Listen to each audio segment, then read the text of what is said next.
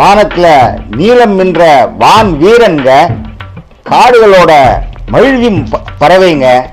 தெலுங்கானாவோட வயல்கள்ல காடுகள்ல காலை ஒளியில வானம் வெள்ளை மற்றும் நீல நிறங்கள்ல ஒளிருதுங்க. அந்த வானத்துல ஒரு வண்ணம், ஒரு பறவை வண்ண ஓவியம் போல பறக்குது. அதுதான் இந்தியன் ரோலர். நீலம், பச்சை, சாம்பல், ஒவ்வொரு இயற்கையிலும் காட்டுல மின்னல் போல அப்படியே பறக்குதுங்க. பழங்கால கதைகள்ல சொல்லும் விதம், இந்த பறவை வீட்டுக்கு முன்னால பறந்தா நல்லது நடக்கும்னு சொல்லுவாங்க.